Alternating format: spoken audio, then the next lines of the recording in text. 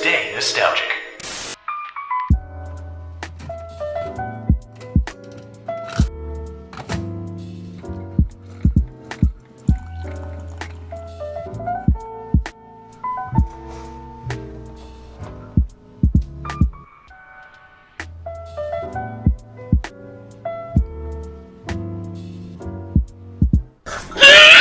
What's up guys, Sean from the Nerd Lair here. Thanks for tuning into this video. On today's episode, we're going to be doing a pickups video. Yay! And for all you new viewers, this is the video series on my channel where I show you stuff that I bought because content. So I picked all this stuff up over the course of like 3 months. I just finished moving. I'm in my new Nerd Lair filming studio. I'll probably show you guys more of that in other videos, but for right now, I'm going to show you stuff that I bought because I can. So the first things that I'm going to show you guys are 3 PSP games. Let's do it like this. First one, The Lord of the Rings Tactics. Yeah, there was a period in time where everything was made into a tactics game. Doesn't matter what it was, it just had to have tactics at the end of the title, and it was a tactics game. I really like Lord of the Rings, obviously, and I like tactics games sometimes, so the two together seemed like a pretty interesting combo, so I picked it up. Next up, Innocent Life of Futuristic Harvest Moon. And that's exactly what this is. If you played a Harvest Moon game, well, then you've played this one, except it probably wasn't sci-fi. Unless you did play this game, then you know what I'm talking about. There's something really calming about farming games, fishing games, all that jazz that I just really like. And this one has a really cool sci-fi aesthetic that I enjoy, so I picked it up. It's also on the PlayStation 2, which I don't own. And the last PSP game I have is Metal Gear Acid. This one and the second one were kind of the black sheep of the Metal Gear Solid franchise. They were more card-based battling, which was really interesting. It was more of a strategic card fighting system, which some people like, some people don't like. I kind of liked it, just because it was something different, and it's Metal Gear Solid, so yeah, I don't know. It's fun. Maybe not. Up next, we have 3 Sega Genesis games. The first one is Star Trek The Next Generation Echoes from the Past. I had no clue that there was a TNG game on the Sega Genesis. I have not played this one. Plan on playing it very soon, maybe do a video on it. But I love Star Trek TNG. It's my favorite Star Trek series, next to TOS. There's just so many good episodes in this series. It's the best Star Trek has ever been, by far. So yeah, I'm a Star Trek fan. I had to pick this one up. Next, we have Sword of Vermilion. This game, if you're into RPGs at all, you probably played it. It's a really cool little fantasy turn-based game, and it kind of reminds me of a little bit of Final Fantasy, a little bit of Dragon Warrior, and a little bit of Phantasy Star. So I had to pick this up, and if you look on the back, I don't know if you can see that right here. That looks like Firebrand from Demon's Crest. I don't know.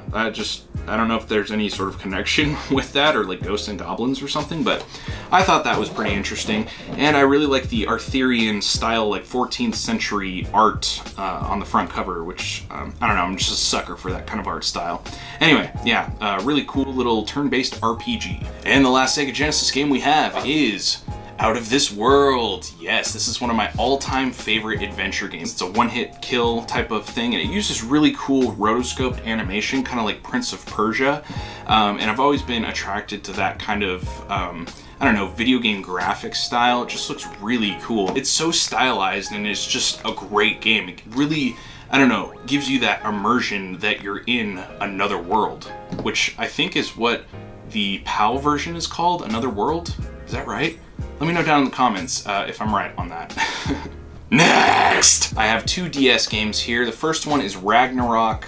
It's just Ragnarok DS. If you don't know what Ragnarok is, it is started out as a MMORPG, Ragnarok Online. Still is a thing to this day, and there's many spin-offs and variations of it. This is a completely single player as far as story campaign goes, but you can team up with 3 people if they have the game, and you can play with them, which is kind of cool for the time. This is original DS, so I don't really think there was a whole lot of online play, if any. But yeah, this game is really cool. I have a soft spot in my heart for little cool anime MMO type games like this. So yeah, I had to pick it up. This game, you just don't really see it very often. It's an X-Seed game, and I love their stuff. So yeah, Ragnarok for the DS. And the last of the DS games is Electroplankton. This game is really cool. This is the Japanese special edition of the game. And fun fact, I didn't know back then, or even more like just recently, I found out that this was released in North America. The game is actually pretty popular in Canada, I believe, but I had no clue that this was in English. I actually picked this game up at a little store way back in the day, probably like 2005 or 6, at a store called Pink Godzilla, also known today as Pink Gorilla. The first version of this game that I got was a Japanese version, so I had just no clue that there was even an English version of this, but it's a really cool like music, rhythm. There's not really any consequences for like doing bad. The charm factor is that you're using these little plankton to deflect off of different objects, and each one makes a different musical note. So it's really cool to make your own like little beats and stuff like that and mess around with the different modes that they have. It's a really simple game, and I love it. Alright, next up we have some hard hitters on the PlayStation 1. The first one that I picked up was at a thrift store the other day, along with another one that I got for dirt cheap. Like, it was criminal how cheap I found this for. And the best part is, when you go into a thrift store and it's ran, the donation center is ran by people who aren't gamers, usually they tend to put stuff out for like $2 or $3 like they did with these, and not know how valuable they are. So the first one that I got is Star Ocean Second Story, and this is a classic turn-based RPG. If you haven't played a Star Ocean game, I highly recommend you do, because they're great. Maybe aside from Last Hope on the 360, Edge Maverick, really? You're gonna call him that? But I picked this one up for, I think, $2.99. It was on the shelf, like where the CDs were in the media section. And I couldn't believe the price when I saw it, and it's complete.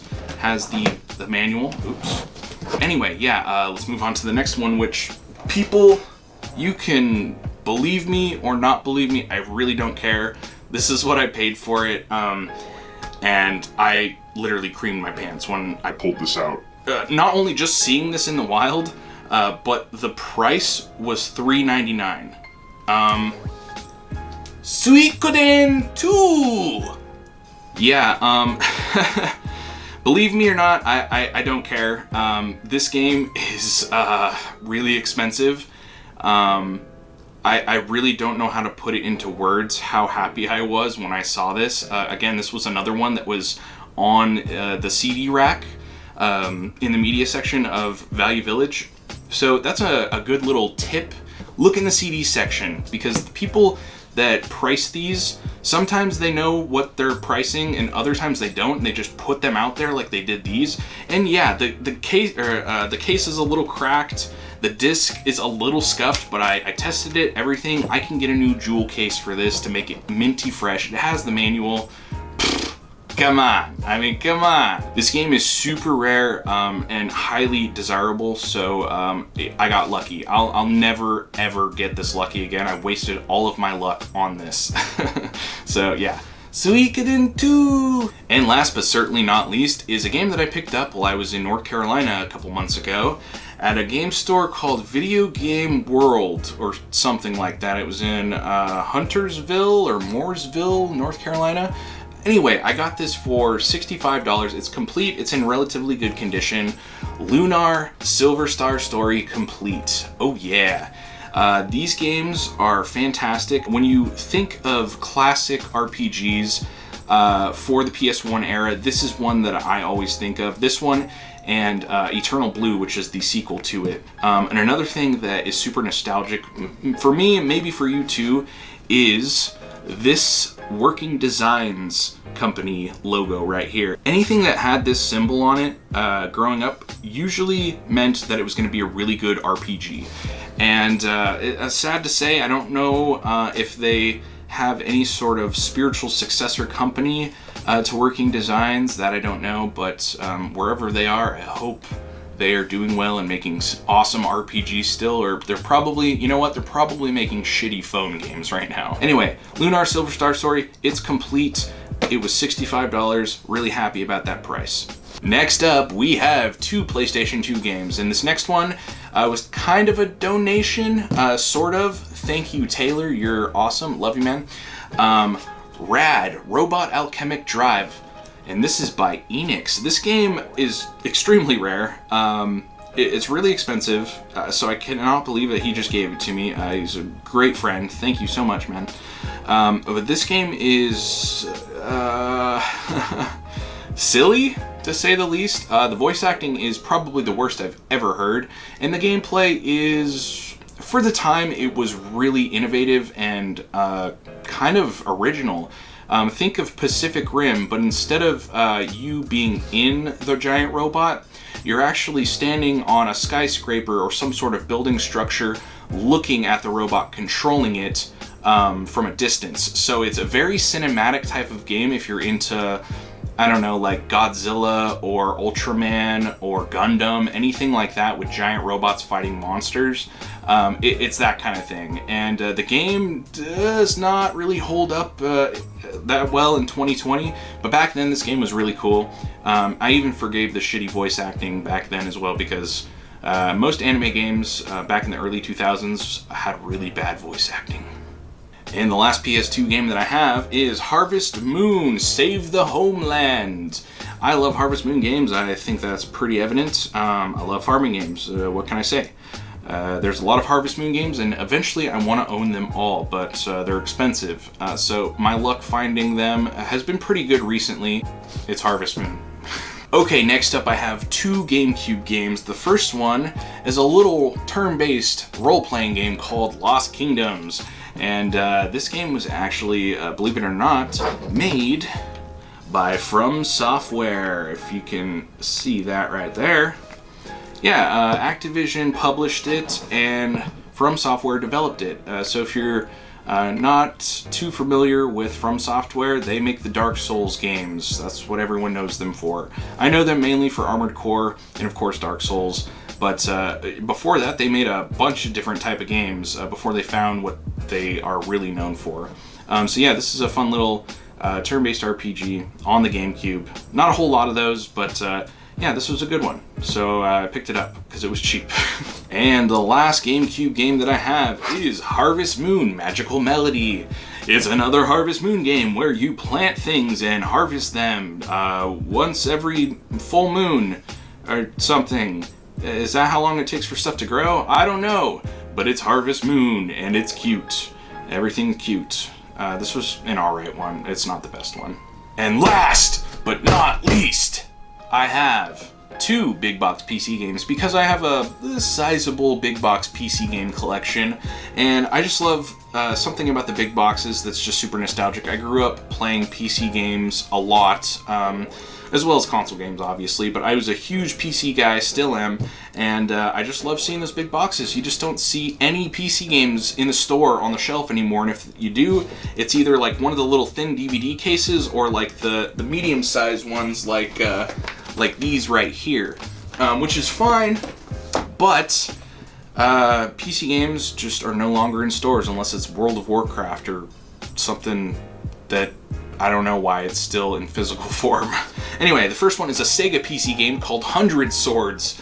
I don't know if I can fit this one in the frame here. Hold on one second. There we go. Now I can fit it in the frame. So 100 Swords. This game kind of looks like maybe like made by the people who did Skies of Arcadia. I'm not exactly sure. I only bought this game, one, because it had like some sort of anime character art on the sides and front, and 2, because it's a Sega PC game. You just don't see those too often, and I've always been fascinated by the Sega PC games, but I was testing my debit card.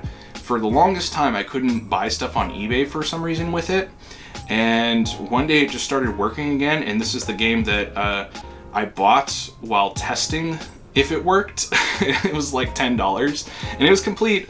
So yeah, cool. stuff. And the last game is something that I got today. It's a Sierra game called Outpost, and it's where you make cool star bases on different planets, and I love that kind of shit. So I got it. It was $3.50, and I'm not going to pass up a big box PC game, especially one that has such a really cool premise as this one for that cheap. So that's everything done. And if you guys find any cool stuff at a thrift store or a local video game store, it doesn't even have to be video games, it could be old toys, anything you think is cool that you find for cheap or whatever, post it on Twitter and tag me in the post, and I will put that picture at the end of my next pickups video. I want to see what you guys find in these days of COVID-19 and stuff like that. Who knows what we'll find.